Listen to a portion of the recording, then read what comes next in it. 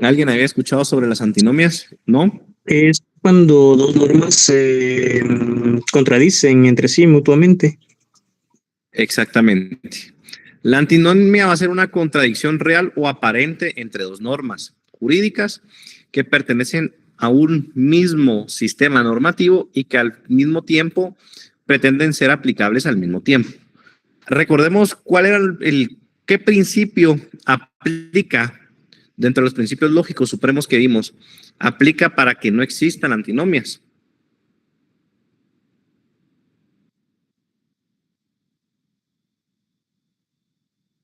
El principio de no contradicción, si no estoy mal. Principio de no contradicción. ¿Por qué? Porque no puede decir una norma sí es permitido y otra norma no es permitido. ¿Por qué? Porque aquí hay contradicción. Entonces, las antinomias como tal van a ser o van a vulnerar el principio de no contradicción de la lógica. Entonces, recordemos de que nosotros estudiamos el deber ser. Cuando hablamos del deber ser es cómo debería de ser nuestro ordenamiento jurídico, cómo debería ser el pensamiento de los que crean normas desde un punto de vista lógico. Y diferente es el ser, que el ser es, somos humanos, el legislador es humano, a veces cometen errores, entonces a veces se crean ciertas antinomias. Cuando hablamos de antinomias es que va a haber cierta contradicción. ¿Estamos? Y al final supone un conflicto de validez simultánea. Por ejemplo, ¿qué norma aplico? ¿Aplico la norma A o aplico la norma B? Entonces, aquí, ¿cómo vamos a resolver ese problema cuando tenemos una contradicción de normas? ¿Cómo creen? Tal vez aplicando la norma de mayor jerarquía. Si es que Ahí estamos. Excelente, compañera. Ahí tenemos una de las posibles soluciones. Primero, jerarquización de normas jurídicas. Cuando hablamos de jerarquización de normas jurídicas, se nos tiene que venir a nuestra mente la pirámide de Kelsen. Recordemos, la pirámide de Kelsen establece cuáles son las normas que tienen mayor jerarquía sobre otras. Entonces empezamos con la Constitución Política de la República de Guatemala, después normas de rango constitucional y bloque de constitucionalidad, luego tenemos las normas ordinarias, luego las reglamentarias y por último las individualizadas. Entonces, obviamente hay una subclasificación dentro de cada escalafón o se puede subclasificar de mejor forma, pero igual eso creo que ustedes ya lo tienen claro, solamente doy un repaso para que sepamos. Entonces, si hay una antinomia, ¿de qué forma solventamos la situación? Primero, con la jerarquización de normas jurídicas.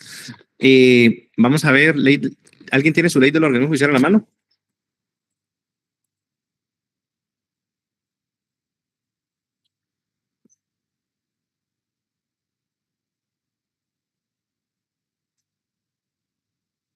Sí, licenciado, ¿qué artículo sería?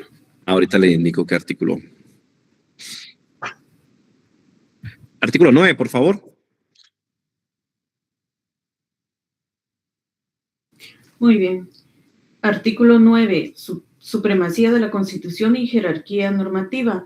Los tribunales observarán siempre el principio de jerarquía normativa y de supremacía de la Constitución Política de la República sobre cualquier ley o tratado, salvo los tratados o convenciones sobre derechos humanos que prevalecen sobre el derecho interno. Las leyes o tratados prevalecen sobre los reglamentos. Carecen de validez las disposiciones que contradigan una norma de jerarquía superior.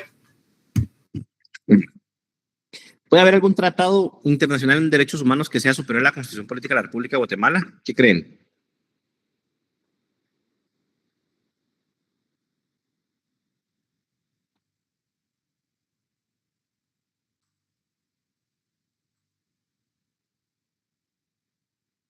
¿Qué opinan? ¿Puede existir un tratado internacional en materia de derechos humanos que sea superior a la Constitución?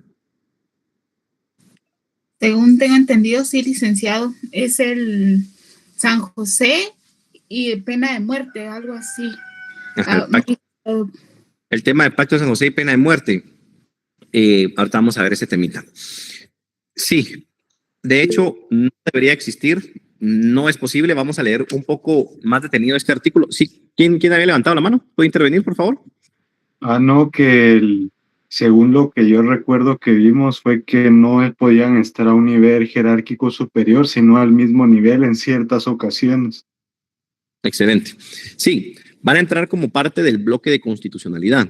Pero eso creo que ustedes lo van a ver en Derecho Constitucional cuando vean, por ejemplo, primero está la Constitución Política de la República de Guatemala, después tenemos el bloque de constitucional, que son normas de rango constitucional, o sea, están al lado de la Constitución, no están arriba. Yo siempre las coloco un poquito abajo de la Constitución. ¿Por qué? Porque la Constitución es la que da el nacimiento al pacto social. Entonces, la Constitución tiene que ser, o debe ser, o es la norma suprema como tal. Entonces, todas las demás normas que sean de rango constitucional, por eso mismo dice, van a tener el mismo peso que la Constitución, pero es para que tengan una protección, pero no están al nivel de la Constitución como tal. Entonces, leamos detenidamente este artículo. Aquí es donde nosotros tenemos que ver, razonar y utilizar nuestra lógica. Y eso tenemos que hacerlo con todos los artículos. Aquí dice supremacía de la Constitución y jerarquía normativa. De hecho, desde el inicio, recordemos de que cómo se interpreta una norma, la vamos a ver en el artículo 10, que establece las normas se interpretan conforme a su texto, según el sentido propio de sus palabras, a su contexto y acuerdo a las disposiciones constitucionales. Si miramos aquí el contexto, dice supremacía de la Constitución y jerarquía normativa. Hay palabra clave, supremacía de la Constitución. ¿Qué quieren decir la supremacía de la Constitución? A ver, alguien que me indique.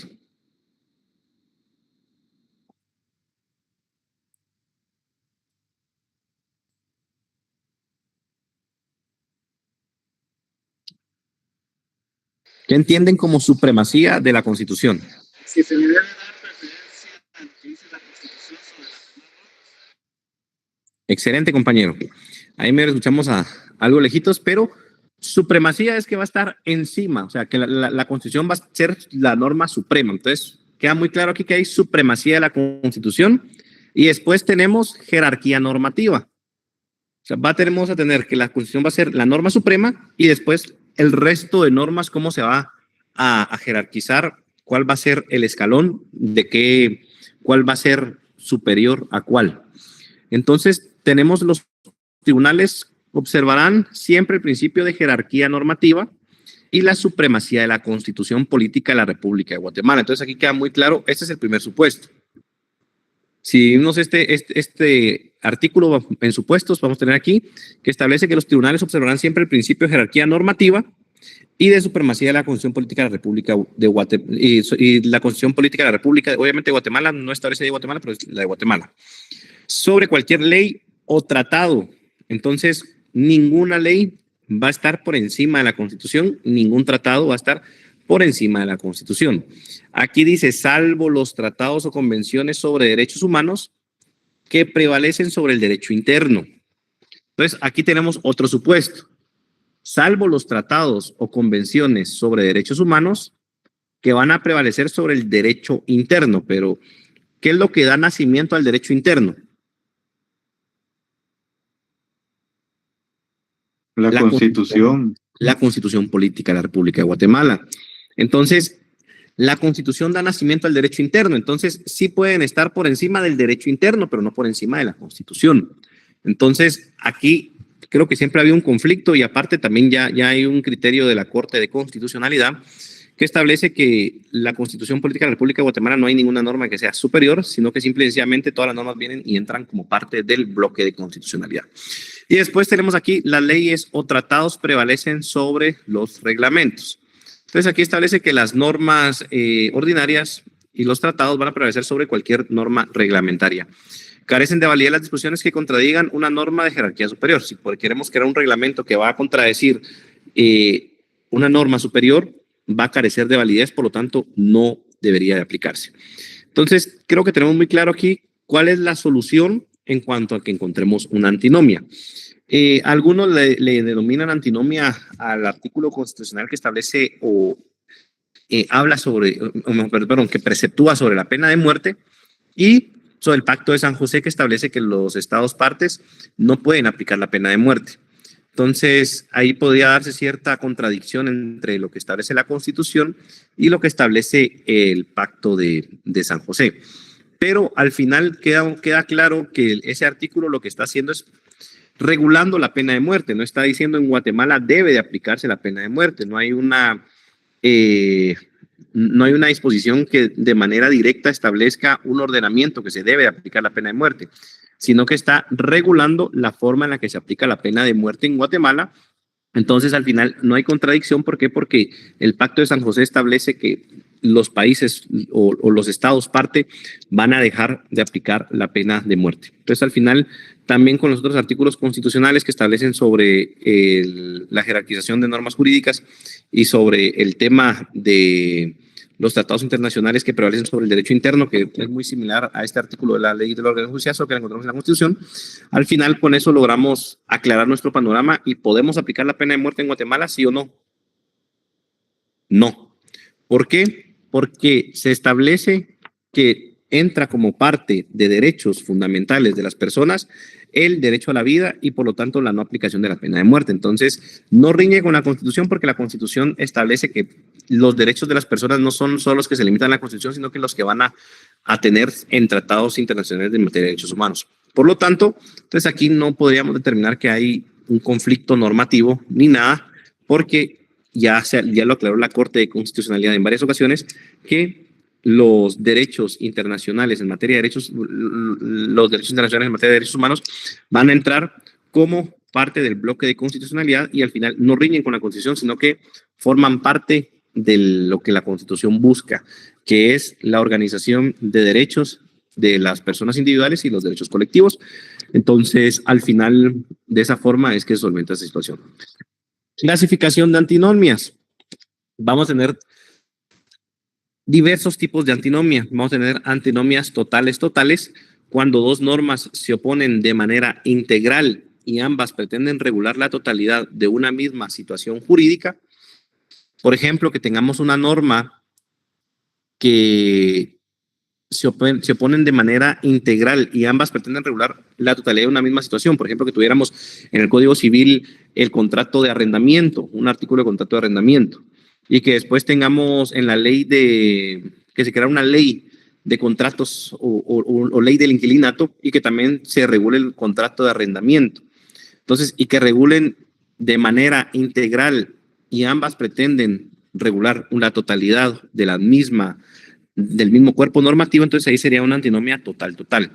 ¿Por qué? Porque al final son dos cuerpos normativos o dos normas que van a regular una situación completa. Y al final puede tener cierto roce si no lo regulan de la misma situación. Es diferente que tengamos en nuestro civil el contrato vamos a poner un ejemplo real. Pongamos en el Código de Comercio, cuando ustedes vean derecho mercantil van a ver que hay contratos mercantiles como el contrato de sociedades anónimas. Y aparte tenemos las sociedades anónimas especiales, que esas las van a encontrar reguladas en una ley, la ley de bancos y aseguradoras generales. Entonces, al final, una es la general y otra es la especie como tal. Entonces, eso sí se puede, pero regular en normas diferentes, situaciones que son exactamente iguales, ahí es donde no se podría. Es como que estuviéramos regulando homicidio en el Código Penal y que se cree otra ley únicamente sobre delitos contra la vida y que se regule también el homicidio y que establezca elementos diferentes, entonces ahí sería una antinomia total. ¿Estamos? No sé si les quedó alguna duda referente a este tema. La total es cuando se pone de manera integral y ambas pretenden regular la totalidad de una misma situación jurídica, de un mismo hecho o de algún mismo precepto jurídico. ¿Estamos?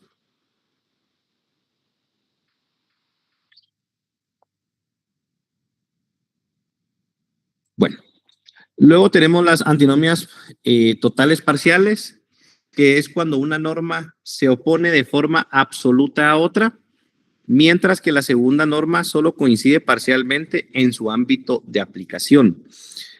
Aquí podríamos determinar que podría haber una antinomia total parcial si tuviéramos, por ejemplo, dos reglamentos de municipalidades. Tenemos el reglamento de la Municipalidad de Misco y el reglamento de la Municipalidad de Guatemala. Ambos reglamentos son sobre construcción. Entonces, si en un mismo ámbito, por ejemplo, hay un lugar donde no se determina si es jurisdicción de Misco, si es jurisdicción de Guatemala, ¿qué reglamento vamos a aplicar? Aquí una norma se opone de manera absoluta a otra, mientras que la segunda norma solo coincide parcialmente en su ámbito de aplicación. Entonces, suponiendo de que quisiéramos aplicar el lugar donde se debe construir, está dentro de los límites de la Municipalidad de Guatemala, y quisiéramos aplicar la norma de Misco, que al final va a regular únicamente para el municipio de Misco, aquí estamos en una suposición porque realmente no es así, pero supongamos de que se pudiera alguien decir, mire, yo voy a pagar mi licencia de construcción, la paga, y al final se establece que pagó la licencia de construcción conforme al reglamento de Misco, pero el reglamento de la Ciudad de Guatemala es totalmente diferente, entonces ahí podríamos determinar que podría ser una antinomia total parcial. ¿Por qué? Porque son dos normas que una norma se opone de forma absoluta a otra que tendría que aplicarse, la del municipio que aplica, mientras que la otra solamente coincide parcialmente en su ámbito de aplicación. No va a aplicar, ¿por qué? Porque es sobre el reglamento de construcción, pero no va a tener el ámbito territorial de validez porque no va a aplicar sobre el lugar que es. Entonces esa sería una antinomia total, parcial.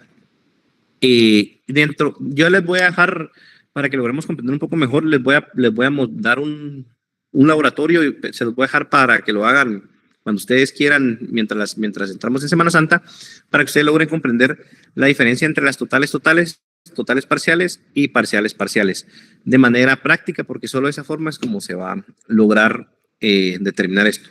La clasificación de las antinomias, les soy muy honesto, a mí no me interesa mucho que sepan tanto la clasificación, se las dejo porque es parte del contenido, pero lo que sí me interesa es que sepan que es una antinomia, que cuando hay un conflicto de validez normativa, cuál aplicamos, cuál no aplicamos.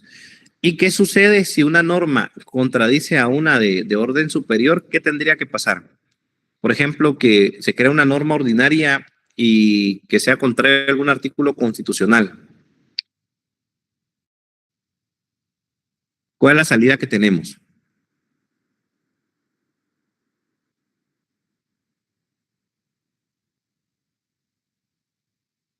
¿Plantear la inconstitucionalidad de la norma? Excelente, compañero. Ahí tenemos los remedios constitucionales, que media vez se está aplicando una norma que contraviene a la Constitución, que toca declararla inconstitucional. Entonces, les voy a dejar de tarea que busquen por lo menos dos normas que han sido declaradas inconstitucionales y que me subrayen o que me identifiquen mejor el motivo, la exposición de motivos que tuvo la Corte de Constitucionalidad para declararlas inconstitucionales. O sea, ¿qué norma constitucional contravenían o qué norma constitucional estaban violentando estas leyes o normas que fueron declaradas inconstitucionales? Pueden ser cualquiera. Ustedes pueden buscar, eso lo van a encontrar en la Gaceta en la página de la Corte de Constitucionalidad. Ahí van a encontrar inconstitucionalidades en casos concretos y de carácter general y específicos. Entonces, eso es lo que a mí me interesa, que ustedes sepan qué es una antinomia, cómo resolvemos los problemas de antinomia o cómo resolvemos los problemas de interpretación. Porque al final la antinomia puede que hayan dos normas que sean válidas, que sean derecho vigente, que sea derecho positivo. Entonces, al final, ¿qué aplico? ¿Qué me va a favorecer a mí? Suponiendo si hablamos les voy a poner un ejemplo, un caso que me acaba de tocar, es un caso laboral. Derecho laboral ya están viendo, todavía no. Derecho del trabajo, sí, va. El tema es de que despidieron una persona, no despidieron, la persona renunció, había un pacto colectivo de condiciones de trabajo que establecía que los trabajadores de ese establecimiento, al momento de renunciar, iban a tener derecho también a su indemnización. Entonces, en eso se plantearon ahí un proceso para poder cambiar el pacto colectivo de condiciones de trabajo, pero mientras tanto, esta persona renunció. Entonces, al final, en el lugar le dijeron, miren, no le vamos a pagar su indemnización porque la norma no es válida en este momento. Entonces, al final ahí es donde nosotros tenemos que ver qué hacemos. ¿Qué sucede si la norma sí literalmente ya no fue válida, pero mientras ella renunció todavía aplicaba la norma? Entonces, ¿qué vamos a hacer nosotros si hay una contradicción en cuanto a validez temporal de una norma? Aquí lo resolvemos, en el derecho laboral se resuelve un poco más fácil. ¿Por qué? Porque recordemos de que aquí opera el principio de indubio pro operario. Entonces, en caso de duda, se va a favorecer al trabajador. Entonces, si tenemos duda de qué norma vamos a aplicar, aquí se va a favorecer al trabajador. Y así vamos a ir resolviendo conforme la rama del derecho sea. Si tenemos alguna duda de qué norma se aplica, qué norma no aplica, pues nos vamos primero a los principios de esa rama del derecho como tal, y ahí podemos darle solución a estos conflictos normativos. ¿Estamos? ¿Alguien tiene alguna duda referente a las antinomias?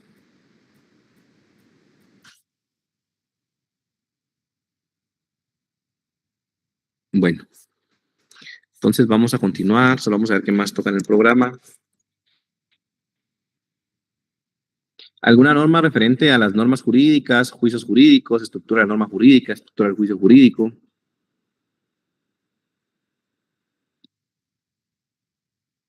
¿No? ¿Todo claro?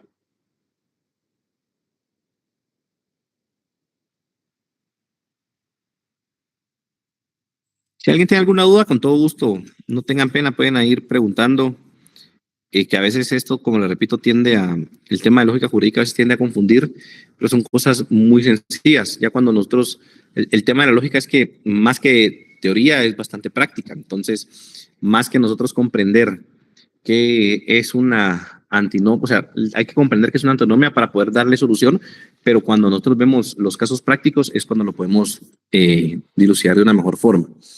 Clasificación de juicios jurídicos, ya vimos, formas típicas del juicio jurídico ya.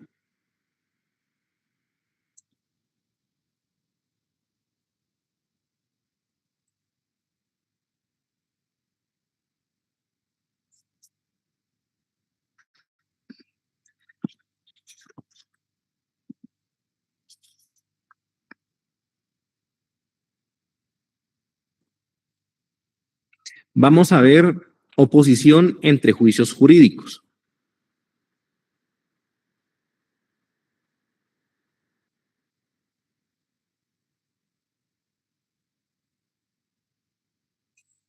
Cuando hablamos de la oposición entre juicios jurídicos, la oposición entre juicios jurídicos estudia la relación lógica que puede existir entre dos juicios, cuando teniendo un mismo sujeto y el mismo predicado. Cuando hablamos del mismo predicado, son los mismos hechos, difieren en cantidad o en su cualidad. Al final, esto nos sirve para analizar si dos proposiciones normativas o afirmaciones jurídicas pueden ser verdaderas al mismo tiempo o falsas al mismo tiempo. Recordemos que en juicios jurídicos, la oposición entre juicios jurídicos es, vamos a tener dos tesis en un proceso. Cuando hablamos de dos tesis, es que vamos a tener la tesis por parte del abogado defensor y vamos a tener la tesis por parte de ¿quién? Del Ministerio Público, si hablamos de un proceso penal. Entonces, al final aquí van a ver juicios de oposición. ¿Por qué? Porque yo como abogado tengo mi propia tesis y el Ministerio Público va a tener su propia tesis. Va a ser muy difícil que ambos tengan la misma tesis, al menos que sean por una aceptación de cargos, pero si se van a un debate, al final va a haber una oposición de juicios. ¿Por qué? Porque yo tengo mi forma de analizar mis hechos como tal, mientras que el Ministerio Público también tiene su forma, sus hechos como tal. Entonces, al final va a ser un juicio de oposición. ¿Por qué? O contradicción. ¿Por qué? Porque nosotros vamos a ir discutiendo quién tiene la razón, quién no tiene la razón, obviamente bajo los argumentos con hechos probatorios que nosotros podemos tener, y obviamente al final el que va a determinar qué tesis va a adoptar va a ser el juez. Entonces, al final, en la lógica jurídica nos sirve para analizar si dos proposiciones normativas o afirmaciones jurídicas pueden ser verdaderas al mismo tiempo, falsas al mismo tiempo. Vamos a dividir los juicios de oposición en juicios contradictorios, juicios contrarios, juicios subcontrarios y juicios subalternos.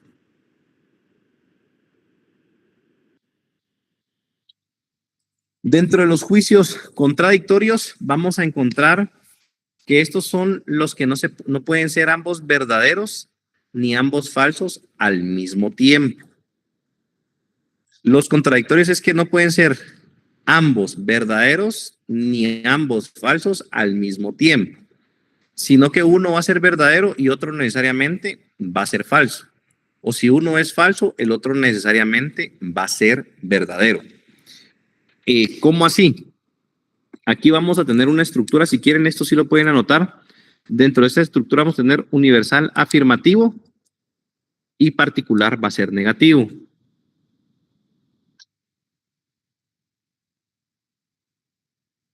Universal. ¿Puedes repetir? Ahorita voy. La estructura lógica de esto establece que se da entre universal afirmativo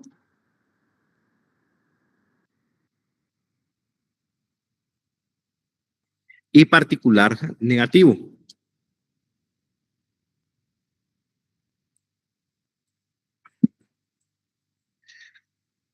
Y la otra es universal negativo y particular afirmativo. Son las dos estructuras que pueden darse en este caso. Por ejemplo, si armamos un juicio siguiente, decimos, todos los contratos civiles o mercantiles requieren consentimiento. Este va a ser nuestro primer supuesto. El segundo establece, algunos contratos mercantiles no requieren consentimiento. El primer supuesto establece, todos los contratos mercantiles requieren consentimiento. El segundo, algunos contratos mercantiles no requieren consentimiento. Entonces, si entramos esto o metemos esto dentro de un juicio, al final, si el primero es verdadero, el segundo va a ser falso, ¿no? No sé si me cacharon. Si el primero va a ser verdadero, el primer supuesto que les di va a ser verdadero, el segundo tendría que ser ¿qué? Falso. Ahora, si el segundo fuera verdadero, el primero tendría que ser ¿qué? Falso. Falso. ¿Por qué? Porque vamos a tener un falso y un verdadero. Esto va a operar, se los coloco así, pero es algo muy simple que como lo que vimos en el principio de no contradicción. Entonces, no pueden haber dos tesis negativas, o mejor dicho, que sean contrarias y que sean afirmativas al mismo tiempo. Entonces, aquí se da esa estructura lógica si el universal es afirmativo, universal afirmativo y particular negativo, y el universal negativo y particular afirmativo. Entonces, en este caso, el primero, ¿cuál sería el correcto? Todos los contratos mercantiles requieren consentimiento. Si no hay consentimiento, es un vicio del... O sea, el consentimiento, perdón, es un elemento esencial dentro de los contratos como tal, no solo entre los contratos mercantiles. ¿Estamos? Sí, licenciado. Va, ahora vamos a poner otro ejemplo. Ningún menor de edad tiene plena capacidad para ejercer el comercio. Si establecemos que este es el primer supuesto, ningún menor de edad tiene plena capacidad para ejercer el comercio. Segundo supuesto, algún menor de edad tiene plena capacidad para ejercer el comercio. Entonces, ambos no pueden ser verdaderos al mismo tiempo. ¿Por qué? Porque aquí dice ninguno es definitivamente ninguno. O sea que no hay una opción de que los menores de edad puedan tener capacidad para el comercio. Mientras que el segundo establece una posibilidad que algunos menores de edad sí pueden tener capacidad para ejercer el comercio. Entonces, al final, aquí, si el primero es positivo, el segundo sería... Negativo. Negativo. Y si el segundo es positivo, el primero sería... Negativo. Negativo. Entonces, es bastante sencillo. O sea, al final creo que los conceptos vuelven un poco más complejo esto, pero es bastante sencillo de comprender. Entonces, como que venga yo y que diga, bueno, el examen va a ser escrito en su totalidad y que después coloque el examen, alguna parte del examen va a ser de manera oral. Entonces, ahí hay contradicción. ¿Estamos? Ahora, las instrucciones que yo coloqué fueron muy claras. ¿Va? Subraye las respuestas incorrectas y entre paréntesis no subraye la respuesta correcta. Si hubiera puesto entre paréntesis no subraye la respuesta incorrecta y hubiera puesto subraye las respuestas incorrectas, entonces ahí se hubiera habido contradicción. Pero no, ahí fue bastante claro y no podía darse el principio de no contradicción. Contrarios. Los juicios contrarios son aquellos que no pueden ser ambos verdaderos al mismo tiempo, pero sí pueden ser ambos falsos al mismo tiempo. ¿Se dieron cuenta? En los contradictorios tiene que haber un verdadero y un falso. No pueden haber, los dos no pueden ser falsos, ni los dos pueden ser verdaderos. Mientras que en los juicios contrarios son aquellos donde no pueden ambos ser verdaderos al mismo tiempo, pero sí pueden ser ambos falsos al mismo tiempo. Aquí se da universal afirmativo en un supuesto y universal negativo en otro supuesto. Vamos a poner un ejemplo. Supongamos todos los comerciantes están inscritos en el registro mercantil y después ningún comerciante está inscrito en el registro mercantil. Ahí, ¿cómo quedaría? ¿Pueden ser verdaderos al mismo tiempo? No, licenciado, solo sería ambos falsos al mismo tiempo. Va, aquí sí, porque dice todos los comerciantes están inscritos en el registro mercantil y otro dice ningún comerciante está inscrito en el registro mercantil. Entonces hay contradicción. Entonces, ¿pueden ser verdaderos al mismo tiempo ambos? No. Y aquí, por ejemplo, ¿podrían ser ambos falsos? Sí, licenciado. ¿Por qué? Porque puede que existan unos comerciantes que sí estén inscritos en el registro mercantil y otros comerciantes que no estén inscritos en el registro mercantil. Entonces, ambos pueden ser falsos. ¿Por qué? Porque ni todos están inscritos en el registro mercantil y tampoco, y también va a ser falso que ninguno esté inscrito, porque algunos pueden que estén inscritos. Entonces, al final, de esa forma, si se dan cuenta, no pueden ser verdaderos al mismo tiempo, pero sí pueden ser falsos al mismo tiempo. ¿Estamos? Va. Supongamos que establecemos que todos los contratos celebrados por la administración pública son válidos, sería el primer supuesto. Segundo supuesto sería ningún contrato celebrado por la administración pública es válido. Entonces, pueden ser verdaderos al mismo tiempo. Que todos los contratos celebrados por la administración pública son válidos y ningún contrato celebrado por la administración pública es válido. Pueden ser ambos válidos al mismo tiempo. ¿Qué creen? No. Y pueden ser ambos no válidos al mismo tiempo. Pueden ser ambos falsos al mismo tiempo. Sí, licenciado. ¿Por qué? Porque puede ser falso porque algunos contratos puede que sí sean válidos, otros puede que no sean válidos. Entonces, si tenemos esa discrepancia de que no va a ser universal todo, entonces al final puede que sean falsos ambos. La oposición contraria ayuda para evitar generalizaciones extremas. Es como que digamos, vamos a poner un ejemplo un poco más claro, que digamos, todos los policías son corruptos y que alguien diga, ningún policía es corrupto. Entonces, al final, aquí ustedes creen de que la generalización extrema es lógica o no es lógica. No. Porque obviamente, claro, van a haber policías que son corruptos y van a haber policías que no son corruptos. No podemos generalizar, no podemos decir, al menos de que uno conozca el 100% de los policías y que pueda establecer que el 100% son corruptos, sí, pero no. O que digamos, todos los políticos son corruptos y decir ningún político es corrupto también es lo mismo. ¿Por qué? Porque se está generalizando, hay una generación extrema. Al final, creo que para eso nos ayuda este tipo de juicios contrarios para que al final no tengamos una generación extrema, sino que puedan ser, no puede haber uno verdadero y uno falso al mismo tiempo, sino que pueden ser falsos ambos al mismo tiempo cuando hay generación extrema. ¿Estamos alguna duda referente a este? ¿Contrarios? No, licenciado.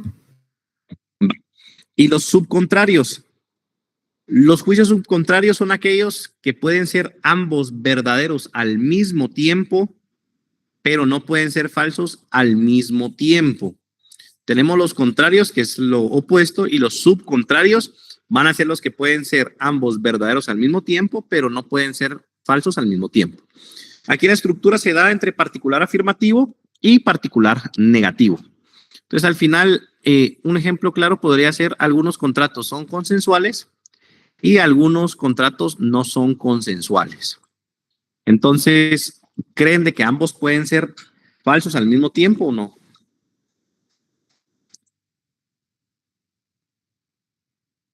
Algunos contratos no son consensuales y algunos contratos, algunos contratos son consensuales y algunos contratos no son consensuales. Primera premisa, algunos contratos son consensuales. Segunda premisa, algunos contratos no son consensuales. Pueden ser ambos verdaderos al mismo tiempo. Sí pueden. Sí, ¿por qué? Porque algunos contratos bueno, En este ejemplo sí, en la realidad no. Pero si ponemos que algunos contratos son consensuales, ¿qué es la consensualidad? El consentimiento de las dos partes. Va, el consentimiento de las dos partes. Y algunos contratos no son consensuales,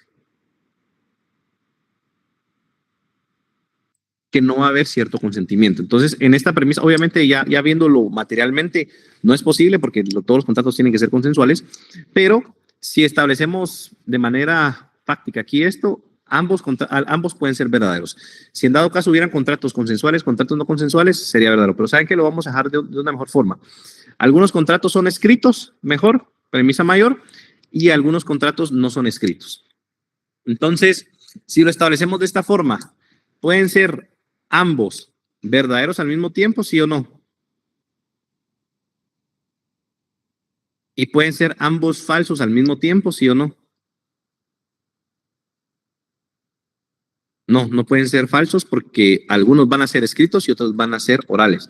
Entonces, si no, ¿de qué forma va a ser? Si dejamos como falso ambos, al final no nos cuadra.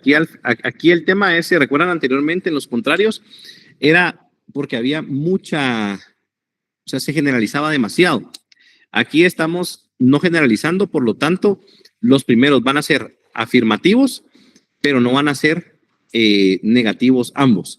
Mientras que en los anteriores podían ser negativos ambos, pero no afirmativos ambos. ¿Estamos? Vamos a poner otro ejemplo de los contrarios. Por ejemplo, algunos actos jurídicos requieren escritura pública. ¿Eso es verdadero o no es verdadero? Sí, y algunos actos jurídicos no requieren escritura pública. ¿Es verdadero o no es verdadero? Va.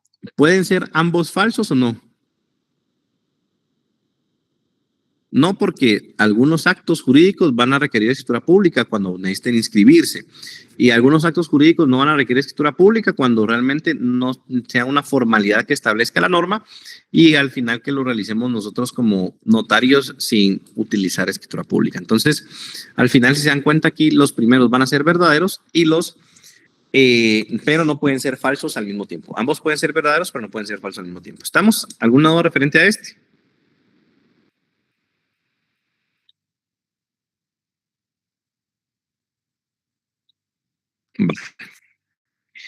Vamos a ver si 42. Vamos a avanzar más con el tema de antinomia ya. Estructura del pensamiento jurídico. Vamos a avanzar un poco con estos temas. ¿Hasta dónde va a llegar? Yo creo que vamos a tener una clase y después vamos a tener el segundo examen parcial. Ya les había indicado que el segundo examen parcial va a llegar hasta la unidad 4. Unidad 1, 2, 3 y 4 para el segundo parcial. Unidad 5 y unidad 6 va a ser para el examen final. Obviamente todo es acumulado, pero la unidad 5 no va a ser objeto de evaluación del segundo examen final. Pero vamos a avanzar un poco con estos temas. Estructura del pensamiento jurídico. ¿Qué creen que es el pensamiento jurídico?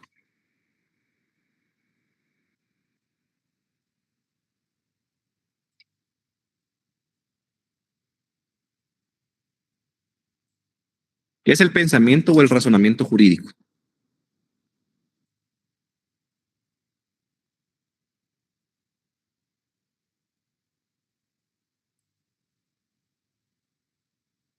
¿Qué es razonar jurídicamente?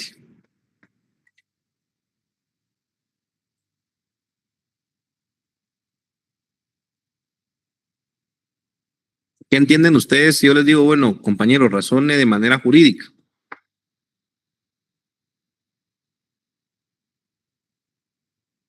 ¿Será que existe otro tipo de razonamiento que no sea razonamiento jurídico?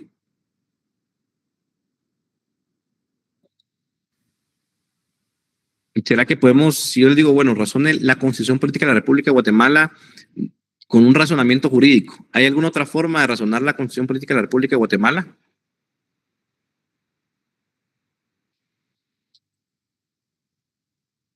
¿Qué creen? Comparándola con otras leyes. Pero Supongamos ahí podría ser un razonamiento jurídico. ¿Qué otro tipo de razonamiento se le podría dar a la Constitución Política de la República de Guatemala? Podría darse un razonamiento desde el punto de vista filosófico. Entonces, no jurídico como tal. También desde un punto de vista social.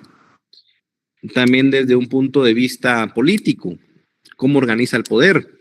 Pero si hablamos desde el punto de vista jurídico, es porque el razonamiento jurídico es el proceso intelectual mediante el cual un intérprete del derecho vincula premisas normativas o hace el análisis de ciertas situaciones normativas con premisas fácticas para llegar a una conclusión vinculante y al final justificar una decisión conforme a los criterios de validez normativa. Entonces, cuando hablamos del razonamiento jurídico es cuando vamos a razonar algo desde el punto de vista como intérpretes del derecho.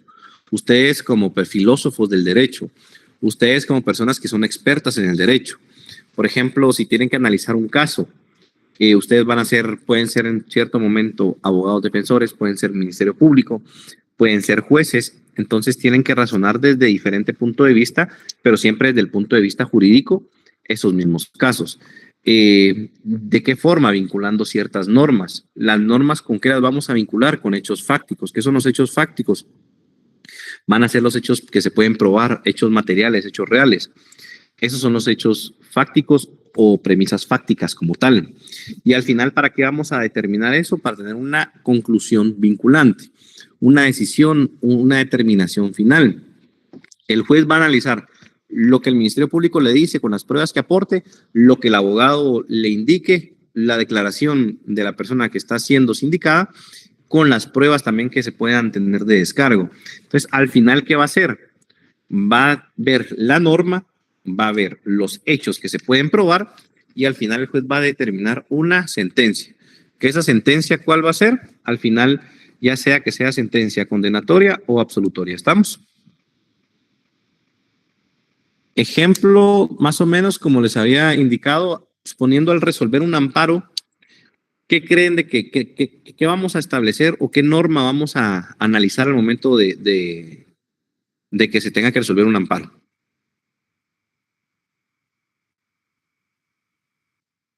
La ley de amparo. Más que la ley de amparo va a ser la Constitución Política de la República de Guatemala. Obviamente la ley de amparo para ver si se cumplen con los preceptos que se establece, pero va a ser la Constitución Política. ¿Por qué? Porque recordemos que un amparo va a ser sobre una resolución impugnada porque está compañero Byron Alexander Aquín. ¿No es, tiene algo que opinar? Perdone. Sí, no, licenciado, el que estaba pensando en eso de la ley de amparo. Sí, es que ya veo que van... Ajá, es que ya veo que van 2 veces que anda ahí como que tirando besos a su brazo, entonces no sé si tenía algo ahí que decir o opinar. No, licenciado, perdón. Va. Entonces, tal vez si puede mantener la concentración, por favor, y el respeto en la clase. Volviendo al tema, entonces estábamos, ¿qué es lo que va a resolver un amparo? Una resolución impugnada posible. Ver si se violentó alguna norma constitucional o no. Si se violentó una norma constitucional, al final se va a declarar con lugar el amparo o no. ¿Quién es el ente que va a resolver los amparos? Obviamente va a ser la Corte de Constitucionalidad y también van a haber órganos dentro del organismo judicial que van a tener su revestimiento como tribunales de amparo. Puede ser las salas de las Cortes de Apelaciones las que van a resolver ese tipo de situaciones. Entonces, cuando hablamos de el tema del razonamiento jurídico es cuando se va a vincular un hecho con una norma y al final se va a tener una conclusión. Va a ser algo muy similar al juicio jurídico, pero el razonamiento jurídico es que nosotros es el proceso de nosotros resolver esta situación. Es diferente el juicio, que el juicio es la forma en la que se resuelve, mientras que el razonamiento jurídico va a ser el proceso intelectual que nosotros vamos a utilizar para poder darle salidas a estas situaciones. ¿Estamos? ¿Alguien tiene alguna duda referente al tema de razonamiento jurídico? Bueno, dentro del tema de razonamiento jurídico vamos a encontrar, cuando nosotros vamos a hacer nuestro razonamiento jurídico de algún caso en concreto dentro del derecho, vamos a encontrar problemas o cuáles van a ser nuestros obstáculos para el razonamiento jurídico. Uno de esos pueden ser problemas de vigencia y o aplicación. Cuando hablamos de problemas de vigencia o aplicación de una norma, ¿cuáles creen que podrían ser los principales problemas de vigencia de una norma jurídica?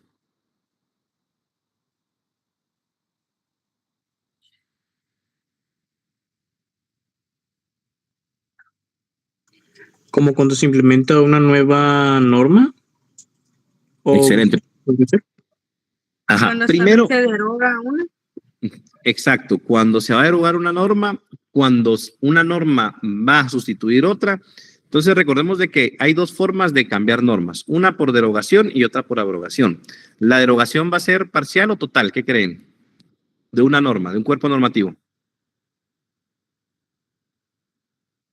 Si queremos cambiar 5 artículos del Código Penal, ¿qué tendría que ser? ¿Derogación o abrogación?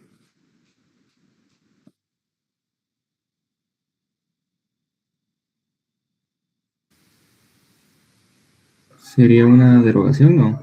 Derogación. Ahora, si se va a cambiar todo el Código Penal, ¿qué sería? ¿Derogación o abrogación? Una abrogación.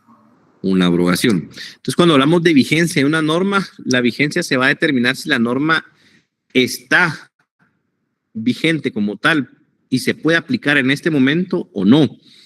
Suponiendo en qué momento entra en vigencia una norma en Guatemala. ¿Será que desde el momento que el Congreso la aprueba? ¿Será que desde el momento que el presidente la firma o en qué momento? Cuando se publica en el Diario de Centroamérica. Cuando se publica en el Diario de Centroamérica, ¿será que desde ese momento cobra vigencia o hay algún momento especial? Veamos el artículo 6 de la ley del organismo judicial. Por favor.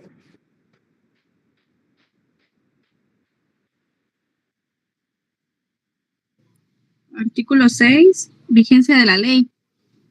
Por favor, compañera, gracias. La ley empieza a regir 8 días después de su publicación íntegra en el Diario Oficial, al menos que la misma amplíe o restrinja dicho plazo. En el cómputo de este plazo se tomarán en cuenta todos los días. Excelente. Aquí establece entonces cuándo empieza a regir la ley. ¿Desde cuándo cobra vigencia? 8 días después de su publicación en el Diario Oficial. ¿Será que siempre 8 días después de su publicación en el Diario Oficial? No. Si la norma no establece cuándo va a entrar en vigencia, de manera supletoria se va a aplicar el artículo 6 de la ley del organismo judicial que establece 8 días.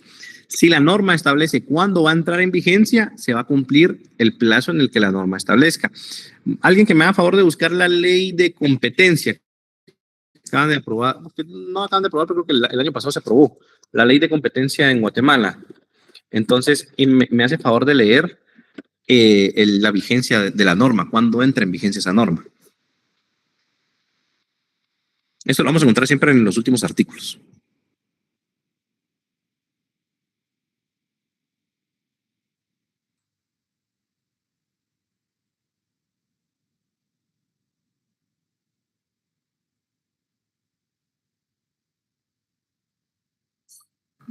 Aquí dice, bueno, encontré una fecha, el 5 de diciembre de 2024.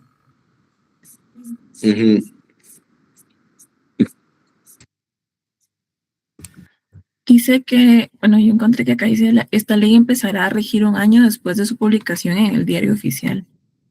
Va, un diario después de su publicación en el Diario Oficial.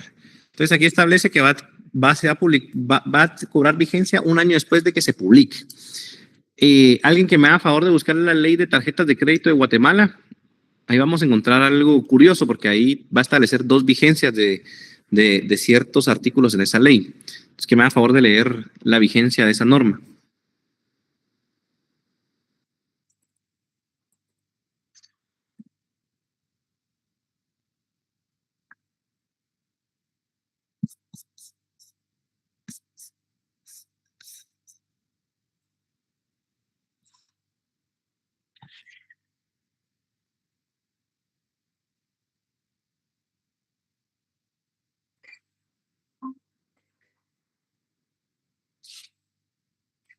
Alguien que me haga favor de buscar 6 meses después de su publicación en el Diario Oficial, exceptuando los artículos 35, 36, 37, 56, 57, 58, 60, 62 y 63, que entrarán en vigencia el mismo día de su publicación en el Diario Oficial.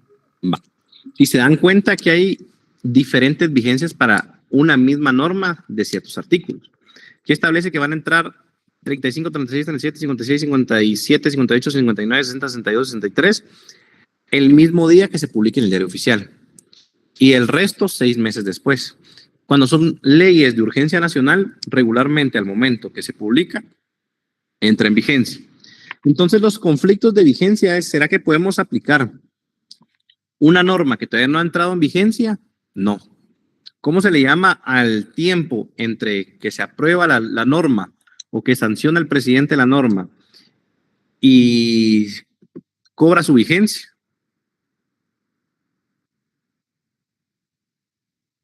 Es la vacatio legis. Es el tiempo que la ley no es que esté de vacaciones, sino que no se puede aplicar todavía. Entonces, esos son los problemas que se pueden dar de vigencia en cierto tema, en cierto tiempo.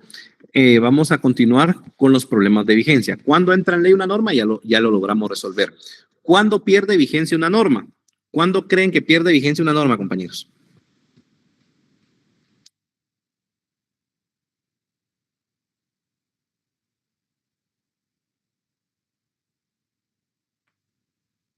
Cuando se deroga o se abroga una ley. Aparte de cuando se deroga o se abroga una ley, ¿de qué otra forma puede perder vigencia una norma? Ya lo vimos el día de hoy. Cuando se declara inconstitucional. Si se declara de manera inconstitucional una norma, también de la misma forma pierde su vigencia. ¿Por qué? Porque ya no se puede aplicar. ¿Estamos? Bueno. Vamos a continuar, son las 56. Tema de aplicación de las normas. Vamos a terminar con el tema de la aplicación de las normas y luego ya el resto de temas los vamos a ver en la siguiente clase. ¿Qué es la aplicación de una norma? Aplicación consiste en decidir si la norma vigente es competente para lograr una situación en concreta de espacio, tiempo, materia y persona. Al final, en ciertos casos típicos, si es viable usar esa ley. Por ejemplo, ¿será que si yo te realizo un contrato de servicios profesionales para una empresa, yo me voy a encargar de asesorar a esa empresa, ¿será que yo puedo decir que me aplica el código de trabajo a mí?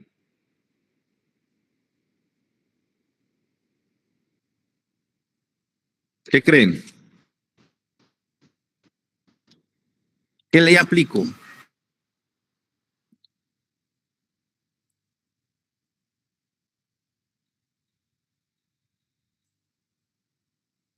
Aplicamos el Código Civil, aplicamos, o si tenemos que iniciar un proceso porque no se cumplió con el contrato. Nos vamos por el derecho laboral, nos vamos por el derecho civil, proceso laboral, proceso civil. ¿Qué creen? Por el proceso civil. Si se establece, claro, la respuesta fácil y creo que la más lógica es el proceso civil, que es la correcta.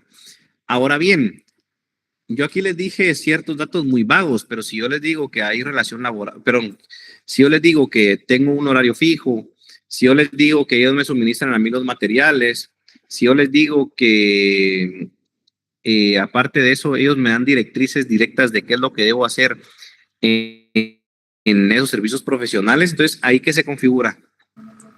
Un contrato laboral.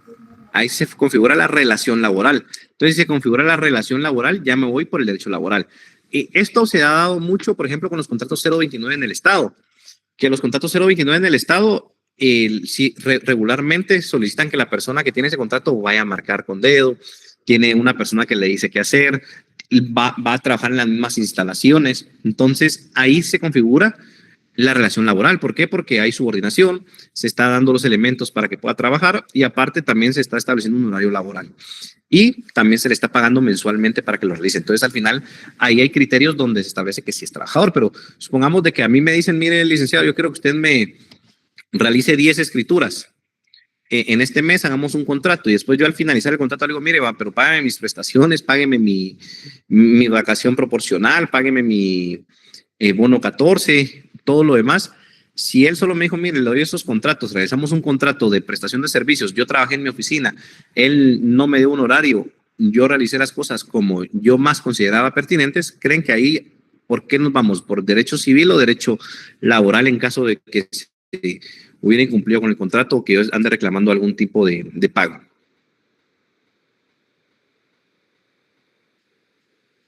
Sería el derecho Se civil, ¿no? configuraría como una prestación civil. Civil, excelente. Entonces, ¿qué aplicamos? Vamos a determinar. Vamos a tener conflictos intertemporales de aplicación, que era lo que habíamos visto en cuanto a tiempo. ¿Aplico la ley vigente cuando ocurrió el hecho o la ley actual? ¿Cuál creen?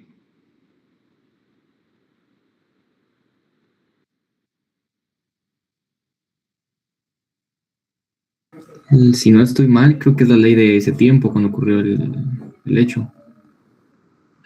La ley vigente cuando ocurre el hecho. Recordemos de que la norma se aplica cuando ocurre el hecho. Pero aquí vamos a tener ciertas restricciones. Por ejemplo, cuando hablamos en materia penal, vamos a aplicar la norma que favorece al Reo. ¿Estamos? Va. De acuerdo. Dentro del ámbito especial y general de aplicación de las normas, ¿qué norma aplico? ¿Será que si vamos a... es un tema de guardia y custodia de un menor de edad, ¿será que aplicamos únicamente el Código Civil o qué norma nos vamos a aplicar en este caso en específico? Ley Pina.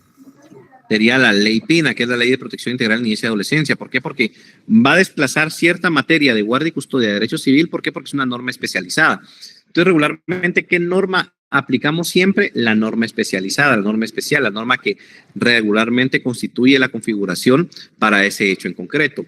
¿Qué sucede si un hombre le pega a una mujer, la maltrata, le dice insultos, vejámenes, ciertas cosas? ¿Será que nos vamos por el Código Penal que establece el tema de lesiones por ciertos golpes o qué norma se aplica? La ley de femicidio se aplicaría, licenciado. Se aplica la ley de femicidio y otras formas de violencia contra la mujer porque es porque la norma especializada en ese tema. Entonces, van a haber normas especializadas. ¿Cuál aplicamos, la general o especializada? La especializada. ¿Estamos? Por ejemplo, si es por el delito de narcotráfico, vamos a aplicar la ley de narcoactividad y otros delitos contra el ambiente, no vamos a aplicar el Código Penal. ¿Por qué? Porque establece los tipos penales específicos en tema de narcotráfico. Y vamos a encontrar muchas normas especiales en derecho penal, también en derecho civil. ¿Alguna duda, compañeros? Si no tienen duda, pues damos por finalizada la clase del día de hoy y nos vemos hasta después de Semana Santa. Pasen feliz descanso.